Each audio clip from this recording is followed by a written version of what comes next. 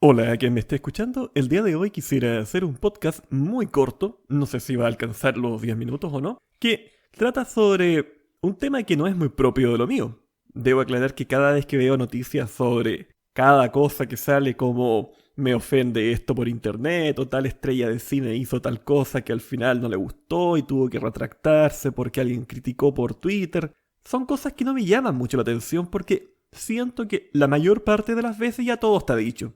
A pesar de ello, en este caso, siento que hay algo que aportar. Y esto es sobre una noticia que apareció en un portal web de una radio llamada biobiochile.cl, que dice, el 4 de septiembre, denuncian por apropiación cultural a marca de ropa tras lanzar diseños inspirados en los Saldam. Primero que todo, para poder contarle a la gente que no es de Chile, ¿qué son los Saldam? Son un grupo humano que habitó principalmente en la zona centro y norte de la isla grande de Tierra del Fuego en la región de Magallanes. Si ustedes ven el continente americano, terminan una puntita antes de llegar a la Antártica. Ya. Ahí, antes de llegar a la Antártica, hay una isla. En esa isla.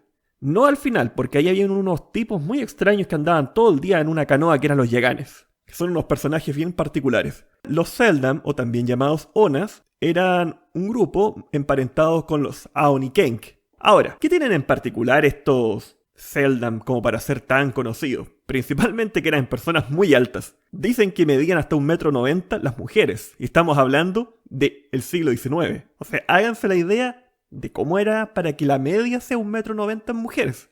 Ahora, fuera de eso, eran excelentes cazadores, tenían una cultura muy llamativa. Y hay unas fotos que están dando vueltas por todo internet muy antiguas que, lamentablemente, déjenme sacarlos de su fantasía, fueron totalmente falsas porque la gente ya para esa época no se vestía de esa forma, sino que el caballero que tomó las fotos le pagó a las personas para que se vistieran de esa manera. Tan ahí desmontando mitos que nadie sabía que existían y a nadie le importaban. Pero bueno, un tema interesante es que la noticia dice que hace unos días una empresa de marca llamada Ropa Carnaval hizo unos pijamas inspirados en esta ropa. Y bueno, comenzó a existir una serie de peleas por las redes sociales que comenzaron en Facebook, Instagram, Twitter, con cosas como ¿cómo es posible que utilicen representaciones de deidades y espíritus Seldam para crear un producto como este? Es impresentable, indicó una usuaria en Facebook.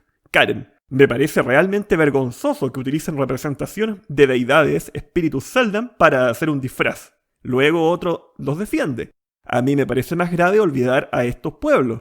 Luego la empresa se defiende, e inclusive todo esto llegó a una cosa tan dantesca que unas diputadas de la izquierda más radical de Chile, comienzan a sacar algunas declaraciones como por ejemplo que junto a la corporación Seldam Chile, ellos repudian absolutamente el cómo se ha utilizado y vejado todo lo que es su cultura.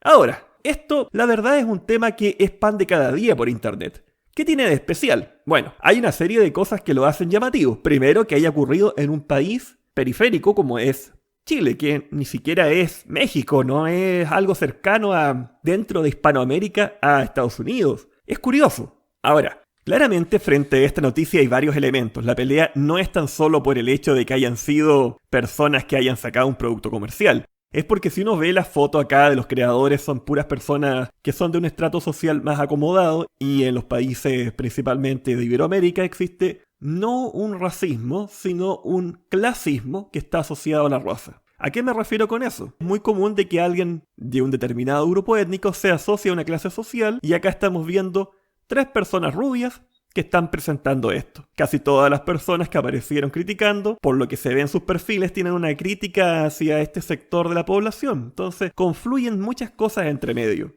Ahora, yo no los voy a criticar.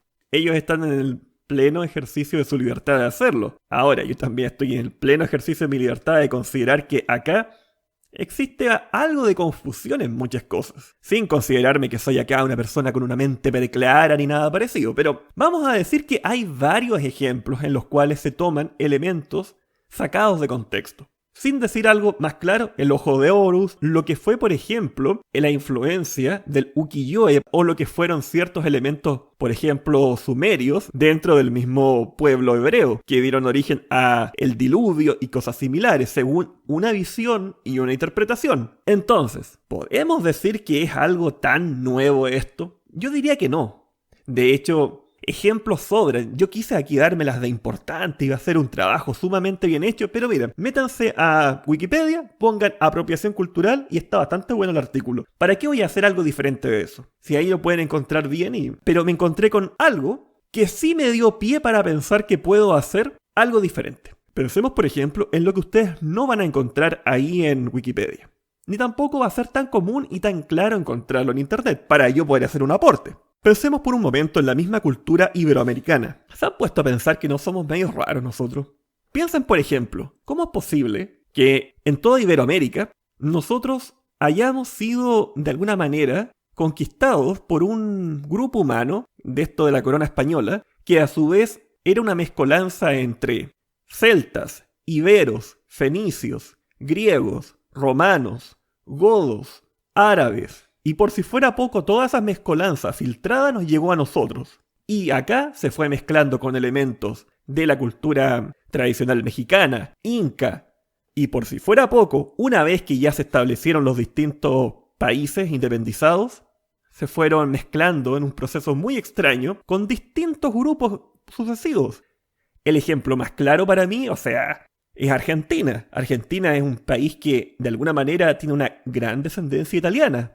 Y uno lo puede ver en la forma de hablar, en su gente, en su cultura y qué sé yo, esa cosa elegante que tienen. En el caso del sur de Chile y también la provincia de Río Negro, la influencia alemana. Lo mismo en el sur de Brasil, en Río Grande do Sul. Entonces, estos elementos son muy comunes. Es más, podríamos seguir llevando otros ejemplos. La mayor colonia fuera de Japón de japoneses está en Brasil y en Perú. ¿Sabían eso? A mí me parece un sinsentido toda esta noticia. Más todavía porque siento que es como tomar el discurso de culturas anglosajonas o francesas que de alguna manera simplemente vivían apartados uno de otro y a la hora de haber llegado el momento de mezclarse es todo un proceso nuevo para ellos, pero acá, lamento decirlo que ya lleva siglos esa cosa. Si no, por eso tenemos esta sexy piel de cobre. Lo que llamamos cultura, de hecho, es el producto de, inclusive a lo que nosotros llamamos cultura como tal, poniendo como ejemplo las distintas culturas del mundo. No es más que el ejemplo de distintos procesos de incorporación de varios elementos. Hay una cultura que es, pero increíblemente diversa, que son las culturas del Cáucaso. Armenia, Georgia, Azerbaiyán, el sur de Rusia. Todos esos lugares fueron influenciados por las migraciones de los mongoles, de los kazajos, de la misma Rusia que fue para allá. Entonces se fue produciendo una mezcolanza que es lo que nosotros después atribuimos a estos grandes trajes de lo ruso. Pero la verdad es que no es eso lo ruso, es el producto de una serie de mestizaje. Lo mismo podemos pensar en Japón. Cuando vemos, por ejemplo, el budismo japonés, no estamos pensando en el budismo de la India. Estamos pensando en un budismo que fue adaptado porque los japoneses de la época en que llegó el budismo allá no lo consideraban atractivo y le fueron incorporando elementos shintoístas. Entonces, ¿qué es realmente una cultura? La verdad es que yo no lo sé. Traté de buscar, no ahora, sino hace mucho tiempo, distintos elementos académicos y me doy cuenta que, miren, francamente para mí la antropología, la sociología y la psicología del siglo XX-XXI ya es como estos cuerpos podridos pero llenos de gusanos. No es que esté muerto, es que ya está en descomposición. Voy a darles otro ejemplo. ¿Dónde está toda esta gente que habla de apropiación cultural reclamando por el vodka? Seguramente ustedes van a pensar, pero ¿cómo que el vodka ruso está hecho de papa? Y perdón, pero la papa es genéticamente de la zona que está desde Perú hasta Chile. Ahí genéticamente se puede rastrear, entonces es algo americano. ¿Dónde está el reconocimiento de los zares al Inca? No lo veo. ¿Qué hay del tomate? ¿O de la tortilla española? ¿O de las patatas a la francesa? Todas estas cosas son de acá. Los chocolates suizos que son tan ricos, los chocolates belgas, pero el chocolate es de Guatemala. Entonces, ¿dónde está ese reclamo? La verdad es que yo encuentro una suerte de hipocresía acá. Ahora, inclusive, voy a poner otro ejemplo propio de la cultura de mi país, Chile. Hay palabras que piden que se usen. Hace poco empecé a ver unos posts en Facebook que decían no digas ok, porque es una palabra norteamericana. En su lugar di algo como no me acuerdo cuantito que era en el idioma que usaban los reches. No les voy a decir mapuche, para mí son reches. Entonces, es interesante porque, yo no soy de la cultura de ellos.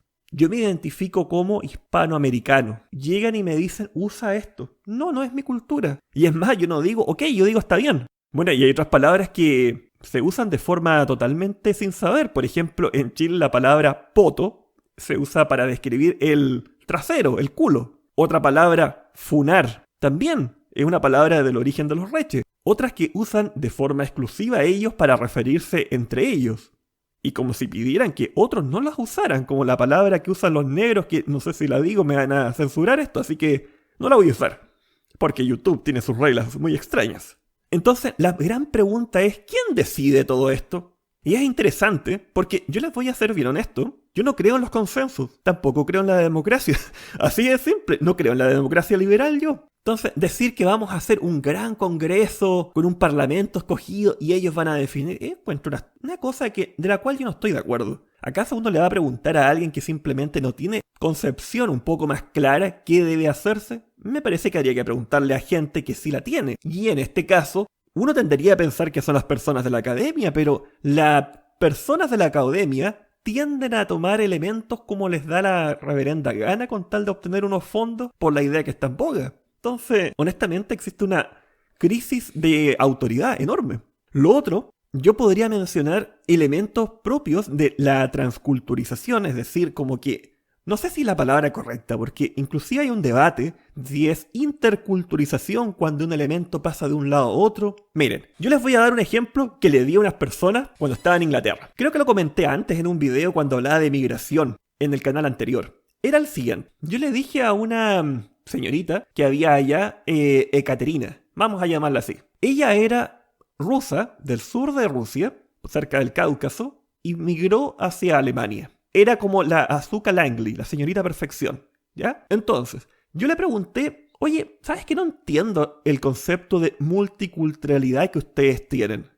Y ella me preguntó, ¿por qué está mal acaso que todas las culturas vivan en paz? Y yo dije, me parece horrible, únicamente para molestarla. Pero le dije lo siguiente, siento que de alguna manera cuando tú estás en Londres, por lo que tú describes, porque yo fui a trabajar allá, no fui a pasear, así que viví Londres, pero todo lo que ellos me describían, se lo describí de esta manera. Es como si tú tuvieras una paleta de pintura. Tú tienes, por ejemplo, el blanco, el amarillo, el café, el azul, el verde y el negro. ¿Ya? Ya ni me acuerdo cómo se ponían, pero supongamos que los tienes ahí. Todos están compartiendo la paleta, cada uno en su espacio, todos están juntos y respetan sus espacios. Y yo le dije, ¿dónde está? Yo le dije a ustedes los europeos, les encanta Sudamérica, les encanta el Caribe. ¿Qué ven de especial? Ven la rumba, la samba, el tango, la salsa, el merengue. Pero todo eso es producto de un largo proceso de guerras, violaciones, matanza, esclavitud. Y bueno, es cierto. Pero a pesar de ser cierto, es como que uno tiene que destruir para sembrar. A partir de eso fue sembrado algo nuevo.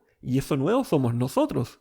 Entonces, tomando el ejemplo de la paleta, tú tomaste esa paleta, mezclaste los colores y dime cómo es una paleta, le dije. Es fea. ¿Acaso me vas a decir que la paleta de cualquier pintor es bonita? No, es fea. Es doblada, humedecida, sucia. Pero con esa paleta tú haces algo bonito que puede ser un cuadro de dos personas bailando tango. Eso es lo lindo. Entonces yo le dije, si tú dices que están tan bien, ¿dónde están los hijos de un árabe y un chino? El hijo de un negro y un árabe. ¿Dónde están? Un judío y un árabe. No están. Y la única razón para que eso no esté es porque algo cultural impide que se junten. Entonces, como se dice vulgarmente, están juntos pero no revueltos. Entonces, esto me lleva a pensar lo siguiente. Muchas de estas personas hablan de fronteras abiertas. Pero, ¿para qué? ¿Para que estemos viviendo en guetos? Yo les voy a contar una experiencia muy bonita que me pasó. Para que ustedes sepan, yo hago clases en un colegio que tiene al 50% de sus alumnos extranjeros. La mayoría de ellos son entre peruanos, venezolanos, colombianos, bolivianos, argentinos. Curiosamente, no hay haitianos, pero vivo cerca del sector donde hay varios. Pero por coincidencia, es un colegio bien chiquito de arzobispado. Bueno, y hace poco le conté a los estudiantes en la clase virtual que asistieron a un reforzamiento. Oye, mi mamá intentó hacer arepas, pero no le quedaron muy buenas, así que inventamos la arepa chilena. ¿Cómo así? Me dijo profesor. Bueno, como nos quedó con una harina diferente y nos quedó un sabor un poquito medio raro, lo que hicimos, en vez de ponerlo salado, le pusimos mermelada. Y entonces surgió la arepa chilena. El estudiante, en vez de haberse enojado, dijo, profesor, usted es bacán. Y ahí yo me puse a pensar, bueno, una persona, seguramente un académico, diría, oye, ¿no te das cuenta que estás haciendo un mal uso de esto? Oye, lo siento mucho, pero me parece absurdo. Es lo más natural que las comidas, la música, el acento y todas estas otras manifestaciones culturales van siendo modificadas a medida que se van adaptando a una nueva situación. Hasta los mismos estudiantes. Piensan, por ejemplo, lo siguiente. Si alguien me escucha de México, ¿alguna vez comieron aguacate en un hot dog? Acá le llaman completo en mi país. Y nosotros no podemos concebir la idea de un hot dog sin aguacate. Acá le llamamos palta. Imagínense, es una diferencia. Pero casi siempre que viene un mexicano termina echándole aguacate o palta encima del hot dog y terminan felices. Entonces me puse a pensar, ¿no será que acá hay otra cosa? ¿Por qué algo que ha sido elemental, algo que ni siquiera creo que amerite una crítica, se ha vuelto parte de un discurso académico que ha repercutido en el discurso político? Principalmente en los sectores más progresistas del país. ¿Por qué? No entiendo realmente. A lo mejor ustedes podrían poner sus opiniones. Pero más que eso, ¿por qué la gente cree estas cosas al final? Yo le diría, ¿sabes qué? Me parece que todo lo que estás diciendo es una sarta de estupideces. Pero no, en su lugar comienzan a haber debates serios en las universidades, como si fuera una postura tan relevante que tiene un grupo de 2 o 3 académicos que tratan de pegarse de distintas publicaciones norteamericanas. Es más, cuando uno comienza a hacer el análisis de esas publicaciones, se da cuenta que son de revistas de medio pelo. Y son los mismos autores y son los que se citan a sí mismos. O sea, honestamente, esto es como esa frase, en el país de los ciegos el tuerto rey. Siento que acá, honestamente, nos están pasando gato por liebre. Ahora, lamentablemente por estos tipos, yo creo que lo que más les perjudica es el hecho de que son personas rubias de pelo liso. Y que acá en mi país, Chile, los tendemos a asociar con personas clasistas y etcétera. No los conozco, no tengo por qué creer ni positivamente ni negativamente de ellos. Lo único que puedo decir es que le mandé la pura imagen a unas personas. La pura imagen de las personas vistiendo la polera. ¿Y saben lo que me dijeron? Oh, que está bonita la polera. Eso fue todo. Entonces, a mí me da que pensar. ¿Qué opinan ustedes? Porque si este fuera el caso, no tendríamos tradiciones que actualmente damos por hecho. No tendríamos ni Navidad, ni el Día de Todos los Santos. Encuentro que es algo que valdría la pena que a lo mejor pudiesen comentar abajo. A todo esto, ¿cómo encontraron el video en inglés? Me puse a hacer eso únicamente porque pensaba lo siguiente. A mí me gusta todo lo que corresponde a la hispanidad. Y para mí uno de los ejes centrales es lo que tiene que ver con el catolicismo romano. Y dije, vamos a hacerlo. Voy a ponerme aquí a pelear como haciendo yo contra el mundo. Voy a hacer un video de un simbolista totalmente gnóstico en el idioma más francomasón y anglicano del mundo. Es decir, el inglés. No sé, pues para ver qué sale. En una de esas algún norteamericano de habla inglesa puede decir, oh, very good your idea. Y yo voy a decir, oh, you're welcome, Mr. Gringo. No sé, pues. Ya, no tengo nada más que decir y ya es tarde, pero no tengo mucho sueño. Eso, chao.